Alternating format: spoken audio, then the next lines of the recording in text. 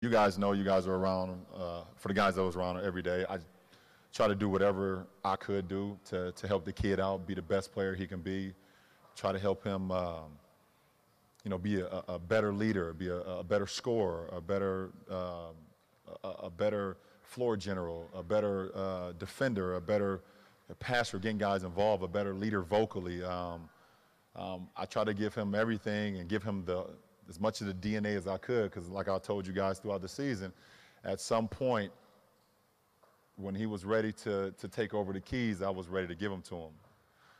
So the only thing I'm upset about is that he took a lot of the DNA and the blueprints now to Boston. That's the only thing I'm upset about, really. Other than that, I mean, I wish the kid great health, and the kid wanted to do what was best for his, for his career.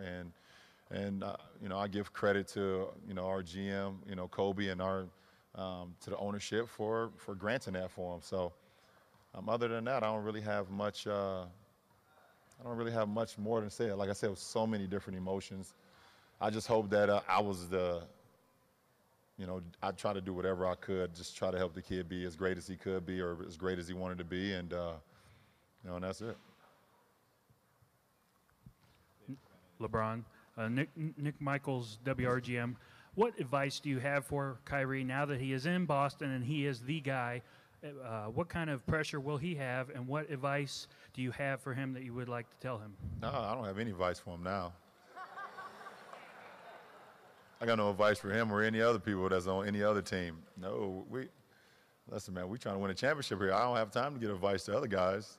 You're either with us or you're against us. So, I'm truly humbled and excited, and it was a gratifying 3 years that we played together. But even if my son went to another team and we was playing against each other, I'm not giving him shit. Nah, he'd come home and eat dinner or something, but he'd get no advice from me. That's just the way it go. Dave McMenamin, ESPN. LeBron, one, how do you see those emotions manifesting on opening night playing against Kyrie? And also, have you had any interaction with him since the trade? Well, I mean, emotions will come up anytime you've hosted a trophy with a teammate. And it's different levels of emotion, obviously, depending on the player or different, what you went through with that guy. But it was emotions when I came back to Cleveland and I saw, D Wade and Udonis and Chris and Mario and those guys. When the first time I seen those guys, a lot of emotions, tons of emotions, because you know what you went through. There was emotions last year when when Delhi came back for the first time, after hosting the trophy. So there will be emotions that go through your head because the grind and everything that you went through with that particular player, being Kyrie. But hopefully, and I've been in this position before, so I know once the game gets going, then I'll be able to just to focus on us just trying to get better and be the best team that we can be that night. And that's the only thing that matters. Have you had any communication? Oh, I'm sorry. No, I haven't since he got traded. I had a little dialogue with him when I heard that he wanted to be traded. But since then, I haven't. You guys know Kyrie, so. Next question. Jason Lloyd, The Athletic. I think it was your first year back. We talked about, you'd said he can be stubborn and hard-headed at times, and stuff you were trying to show him and teach him. Did you see this coming at all, even walking off the floor in Oracle at all? We don't get to see everything that goes on, obviously, with you guys. Did you have any sort of sense of this coming? No, I don't think anybody in the organization sensed it coming. You guys don't see him all the time, but Jason, you're around enough. If it's something that we see, you guys would have saw as well. So it was definitely a shock, but we did a great job of. I think, like I said, Kobe and the guys in the front office did a great job of putting together a great package for our team to be as complete as we've been in a long time. So that's what I'm truly excited about. I know you're not going to go into detail of what was said with him, but you did have some sort of interaction with him. Was he at all receptive to you I assume you reached out to him. Was he at all receptive to that? I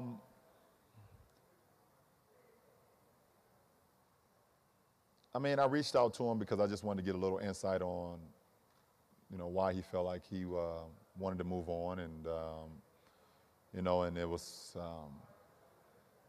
it was like I said, I had a lot of emotions in my head, but I'm one to always kind of reach out to someone and just see, from their vantage point of, because when I heard it from a third or fourth party, and I don't, so many things can be fabricated when you hear from different sources and different people, and obviously the word source in this world is the worst thing in the world, especially in the sports world. So I'm not a source guy, so I went straight to the guy. And he basically just let me know that that was the direction he wanted to go in, and I was okay with that. I mean, it's a business. I understand that, and it doesn't stop me from leading this franchise and leading this team and going on about it. But I definitely wanted to just go right to him and ask him, and he clarified it for me, so I was at ease. Was that prior to us finding out? Was that prior to the world finding out? I don't know when you guys found out about it, to be honest. I spent a lot of time this summer with my son and their basketball tournaments and things of that nature. So when I hear about things, it's kind of shocking to me because I'm not even really on my phone that much as far as the media's perspective, because I kind of try to give it a break. But I don't know when you guys heard about it. But when I heard about it, I just went to the source. Joe Barton, Cleveland.com. LeBron, I'd like to shift the conversation to your future here. When you came back 3 years ago, and it was a euphoric time for you and everybody around you, but you said on several occasions that you intended to finish your career here. And I guess I wanted to approach it this way. Has that thought or feeling for you changed? And if so, why? It hasn't changed. And that's why I sit up here today, still in this uniform, still ready to lead this franchise to a championship, put us in a position where we can be successful. Obviously you guys know with me, and anytime I'm able to, either be a free agent or my contract is ending, then I'll approach that, when the summer comes. I won't ever, cheat my teammates or cheat the fans or in a situation where I'm worried or talking about free agency all year long, because I'm not going to give energy to something that I can handle in the summertime when I should be focused on what I need to do on a day-to-day basis to help this franchise compete for a championship, because that's what the front office wants. And, I think that's what, Kobe will want and the front office will want. I think that's what Dan will want. If that wasn't the case, they wouldn't have made the deal that they made to bring in this group of talent and made the, deals to get D. Rose here and Jeff Green here and Jose Calderon and guys like that to have championship-level talent. So it's my obligation to, to go about it that way. And when the summer comes, I will approach that. LeBron, John Telich, Fox 8, how are you? I'm fantastic. Good. Good to be talking with you. Question about this year. You just answered Joe's question about you're going to give it your best. How do you frame your efforts with getting the rest of your team to be on the same kind of a page with you vis-a-vis wanting to win a championship this year? Well, it's a process. We understand that's a day-to-day process every single day from our coaching staff down to the players and and down to everyone else that's in line with that. When you become a part of a team like this, you inherit what has happened and what will happen in the future. And we got a great group. We had a great mini camp in Santa Barbara last week, and the best thing about it is guys just came in to work. No entitlement at all. No unfocus about what we want to do, and we know we're here for a reason, and we're all here for a reason, and we want to compete at the highest level. Our coaching staff will give us a game plan every single night like they always do, and it's up to us to go out and execute it. LeBron, Chris Fedor, Cleveland.com. You mentioned not putting energy towards something that's going to happen so far into the summer. Given the other two times that you've gone through this process, what, if anything, did you take from 2010, 2014 to make sure that during the season this kind of thing isn't a distraction? It's never been a distraction for me, personally. If you look back in 2010, I tried to put that team in a position to compete for a championship, and obviously we played extremely well throughout the regular season, and we ran into a team that was more talented than us in Boston, and they beat us. you know, and in the same, you know, in 2014, you know, I was a part of a team to try to help them get to a place where, you know, a lot of teams haven't been in and be able to three-peat, you know, and we got all the way there, but it was a team that was playing and hitting at all cylinders better than us at that point in time in San Antonio. So my focus has always been there if you just go back and look at my game and look at my team. So I don't think anything will change. Jeff Shadell, News Herald. If I heard you correctly, when Joe asked you, he said that you said that you plan on finishing your career here. Was that correct? Did I hear? Is that? And so, if that's the case, then what is there really to decide next summer? Well, at the end of the day, I have a contract, and you know, I will fill out that obligation, which I've always done. And if you guys know me, I don't know if you know me as much, but I've always handled it in the most business-like way, and I will do that with my team, and we'll handle that in the summertime, as we always have. LeBron, Kenny Rowe to WHBC. With this year's team, Dwayne Wade last night was granted his out of that contract with the Chicago I'm in a very good Bulls. mood, so I'm going to allow you to have a question, All okay? right, thanks. I'm in a very good mood. It's the start of a new season. I almost thought about just telling you to pass the mic, but it's media day. I'm in a great mood. I feel great. I'm excited about this team. I'm excited about everything that's going on, including every question y'all can ask me today. Yeah. There's not one question that y'all can ask me that I cannot answer. So I'm going to allow you to have one question, and that's it. All right, cool. I'm letting you know that may be it for the rest of the year, but go ahead. Okay, all right. You guys know I'm the same guy. I'm back, and I'm the same guy. You guys, go ahead. Go ahead, Kenny. Glad you're back. Go ahead.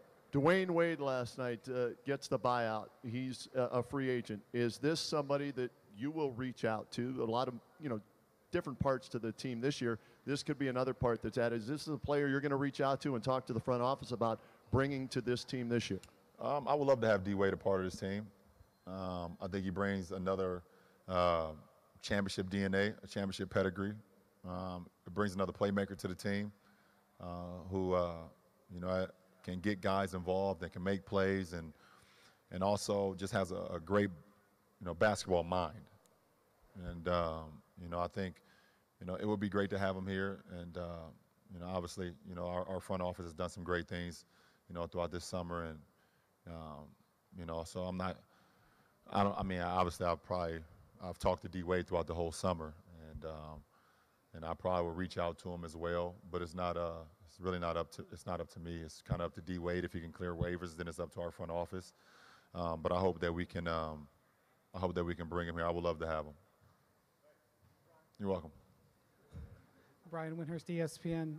LeBron, your role is going to be different this year because you may have to handle the ball a little bit more with Isaiah going to be out for a while. And it's gotten out that your workouts this summer were very intense and that you, even though you come in at a very high level every year, that this year is even a higher level. So considering the changes in the team and the changes that you have to make, could we see a different type of player this year? How are you approaching it? I'm ready to go. I'm ready to go. It's one of the best off seasons I've had in my career, and I'm extremely excited.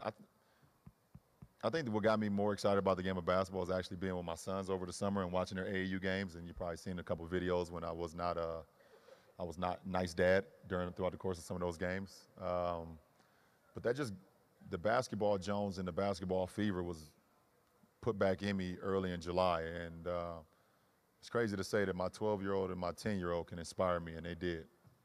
And their teammates inspired me to get in the gym. And I know I always get better throughout the off season. I always work on my game and work on my body throughout the off season. But something was just different. Something was just different this off season, and hopefully I can.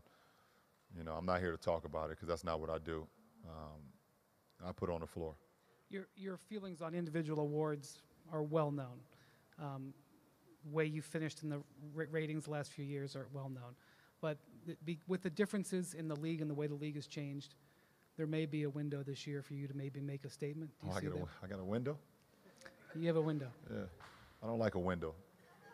You have an opportunity to maybe That's make a statement about where your game still is. Where my game still is? I don't know, the fact that I come up here and talk about free agency lets me know where my game is. Does that make sense? If I wasn't that good, I don't think we'd be talking about it.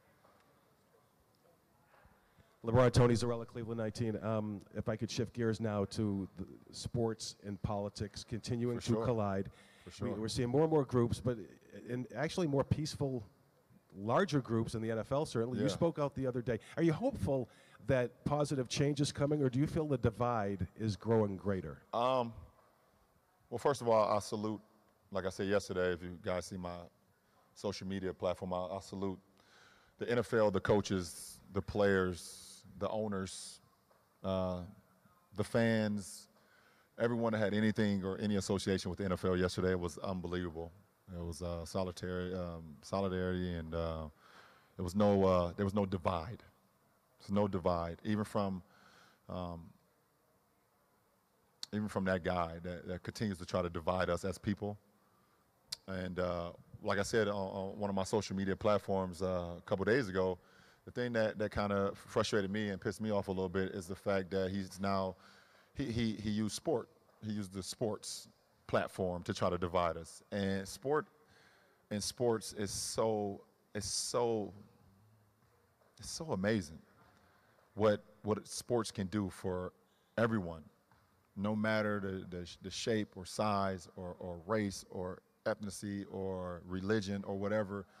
People find teams, people find players, people find colors because of sport, and they just gravitate towards that, and it just make them so happy. And it brings people together like none other.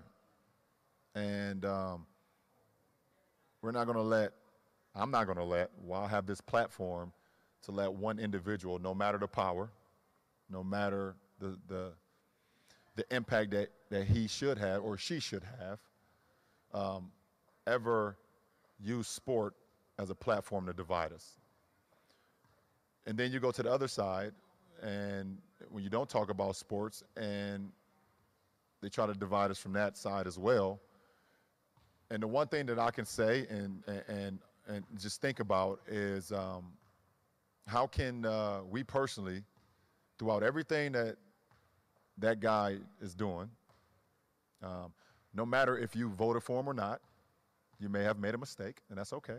If you voted for him, it's okay. I mean, I've done things for my kids and realized I shouldn't have gave my daughter that many damn Skittles. Maybe I shouldn't have done that. She won't go to sleep now. Can we sit up here and say that I'm trying to make a difference? And can we sit up here and say that I can look myself in the mirror and say that I want the best for the American people, no matter the skin color, no matter the race, no matter how tall or athletic you are or whatever the case may be? Can we sit up here and say that we are trying to make a difference? Because we know this is the greatest country in the world. It's the land of the free. But we still have problems just like everybody else. And when we have those problems, we have to figure out a way how we come together and be as great as we can be as the people. Because the people run this country, not one individual, and damn sure not him.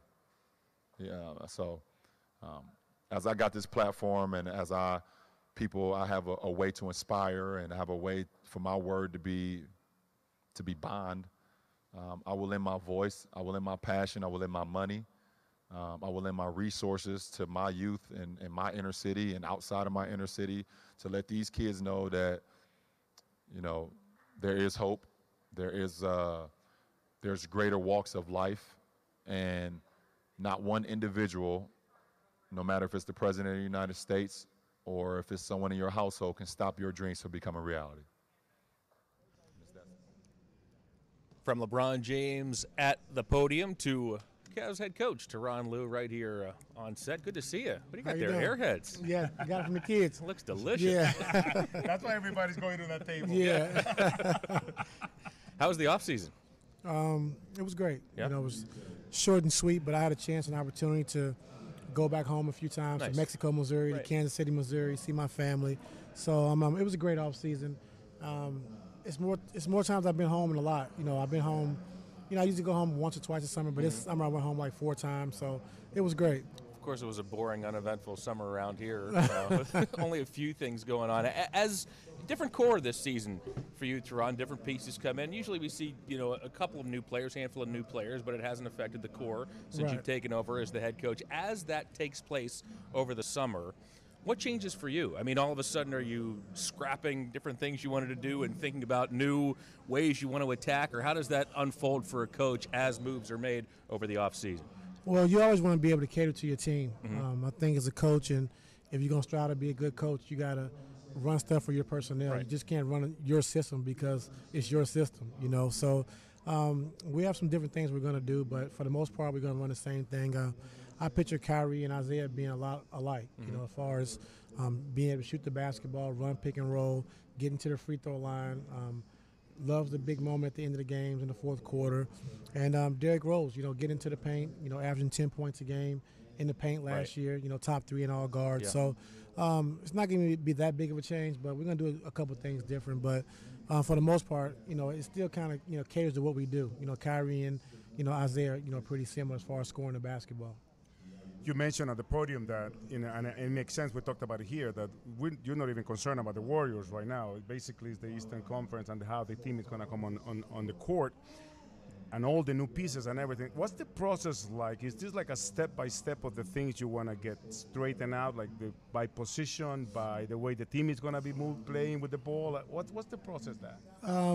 We just got to just figure out what combination plays the best with who. And that's going to be the biggest challenge, trying to get the minutes right. And, then once you get that done, then Isaiah comes back and you got to try to do it all over again. So, that's been like our story the last couple of years of guys have been out of the rotation and having to fit guys back in the rotation. We made trades to acquire different players. So that's just the hardest thing, is just trying to make sure everyone clicks together, what combination works together.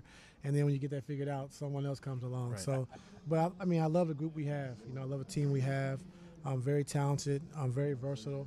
Adding Jeff Green, Derrick Rose, Isaiah, Crowder, Big Z, Calderon. So we can throw a lot of different combinations on the floor. That's what I'm very excited about offensively and defensively. And they can do multiple things. They can dribble, pass, and shoot, can make plays. So I'm very excited, to get the season started. I was going to ask you about that versatility. You mentioned it a number of times at the podium. You mentioned it right here with some of that new blood in this lineup.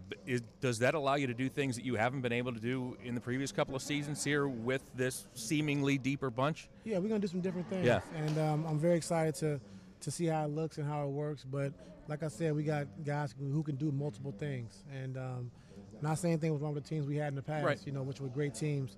But, I think, losing Kyrie, who was our best, one-on-one player, one of the best in the league as far as going to get a basket, when you needed a basket. And now having a change where you got to do more things off the pass and create stuff off the passing rather than just say, Kyrie, go get us a basket. So it's going to be a little different, but I'm excited for the challenge and I'm up for it. I'm curious your take on this. We noted that a number of these new players seem to have that hunger. I mean, you look at a Derrick Rose, he could have gone somewhere else. Even Jose Calderon, the guys from Boston, for sure. You were at the podium with them. You could almost feel the hunger from Isaiah Thomas and Jay Crowder. Are you feeling the same thing? Yeah, have an edge to them. Yeah, right. And, Derrick Rose and Jeff Green, they could have went to different teams for more money. Sure. And it just shows their character, and they want to win and have a chance to come to a championship caliber team and play alongside of Kevin Love and LeBron James. And people got to understand, when Derrick Rose came here, he thought Kyrie was going to be on the team. So he came to be a backup when he's been a starter his whole career. A former MVP. So that just tells you, what kind of person he is, what kind of player he is. And I'm very excited, man. And I'm very excited for the opportunity for these guys to get out and play and just, having a chance to and the opportunity to be in the best position to win a championship. You mentioned about all the new pieces and about how you work with some players and then somebody else comes on board, like what we have expecting for Isaiah. But it seems to me that everybody that has come into the team fits in right away. What's the key there? The culture, the leadership, the system? I think it's the culture, and I think when you've been a team that's been to the finals 3 straight years, you can adapt. And I think our team does a great job of adapting through injuries, through acquiring new players. And, when you play with LeBron and Kevin Love and those guys, they're very unselfish. So my speech and my talk is always come in and be who you are. What got you to this point? Be aggressive. Don't look over your shoulder. Don't play passive. Just be who you are. The basketball, it's going to be some mistakes made, but you just got to move forward. And When you give players that kind of confidence and teams that kind of confidence, they love playing for you, and they can play their game.